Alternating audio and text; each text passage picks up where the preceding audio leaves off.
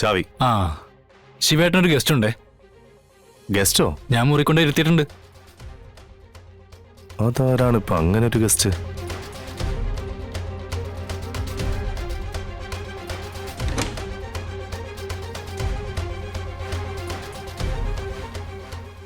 അച്ഛനോ? ആ അതെ, അച്ഛൻ തന്നെ. നീ എന്തോടെ അവിടോട്ട് വരാത്തെ? എടാ എടാ നിനക്കൂടെ കിടക്കാൻ വിട്ടില്ലടാ അവിടെ അത്രയും വലിയ വീടുണ്ടാക്കിട്ടേക്കുന്നേ. എന്നിട്ടാന്നോ നീ ഇവിടെ വന്ന് ഈ നിന്നിന്റെ നിലയിലത്തെ ലോഡ്ജ് മുന്നിൽ നടക്കുന്നേ? നീ എടുത്താളോ വാശി കാണിക്കുന്നേ? ഹാമ എടുത്താ ഇവിടെ അവിടെ നിനക്ക് വേണ്ടി ജീവിക്കുന്നോളാ. പിന്നെ എന്തേലൊക്കെ വിളിച്ചു പറയും. ആ അത് കേട്ട് വീട്ടിൽ നിന്ന് കുറ്റി മറിച്ച് വരാന്നെങ്കിലേ ഞാൻ എന്നാ പോണ്ടതാ? അച്ഛാ അത് പിന്നെ ഞാനിപ്പോ എങ്ങനെയാ അച്ഛനോട് അത് പറഞ്ഞ് മനസ്സിലാക്കുന്നത്? നീ ഇപ്പൊ ഒന്നും പറഞ്ഞ് മനസ്സിലാക്കാൻ നിൽക്കണ്ട. എന്താ എവിടെ ഉള്ളതെന്ന് വെച്ചാ അതെടുത്തോ. നമ്മളിപ്പോ തന്നെ ഇവിടുന്ന് പോവാ. ആ ഇനി വേണ്ട ഈ ലോഡ്ജിൽ താമസമൊന്നും. അല്ല അച്ഛാ, ഇത് നമ്മുടെ കളക്ഷന് വേണ്ടി എടുത്തിരിക്കുന്ന മുറിയാ. എടാ എന്തായാലും ശരിയാ, നീ ഇപ്പൊ എന്നോട് വരണം. ആ നിന്നെ വേണ്ട ഞാനിവിടുന്ന് പോകത്തുള്ളൂ, ഇല്ലെങ്കിൽ ഞാൻ പോകത്തില്ല. ഞാനിവിടെ കിടക്കുവാ. ഹലോ, എനിക്ക് ലോഡ്ജ് കിട്ടാൻ ഓർക്കാൻ വരുന്നത് അറിയണമല്ലോ.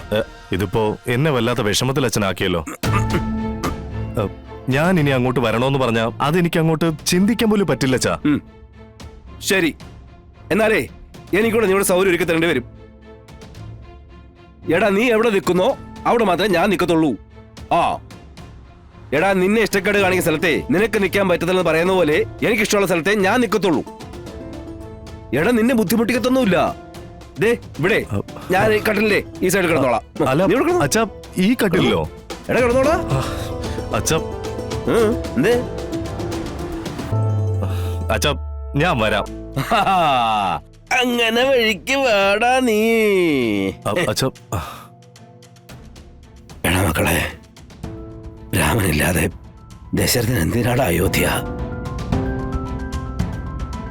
തകർന്നു പോടാ അച്ഛൻ.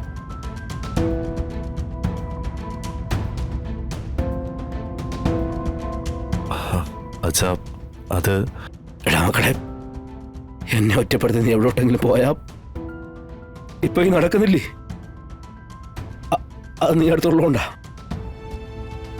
എടാ മക്കളെ, ഇഷ്ടേ നീയാടാ എന്റെ ബലം, നീ എന്റെ ശക്തി.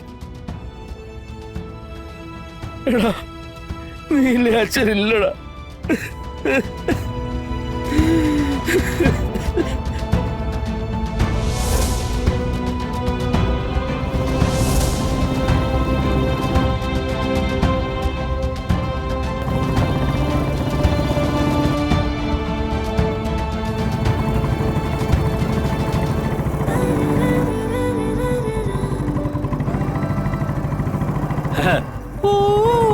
എടാ മോനെ, അവിടെ പറപ്പിച്ചോട്ടോടാ, പറപ്പിച്ചോട്ടോ.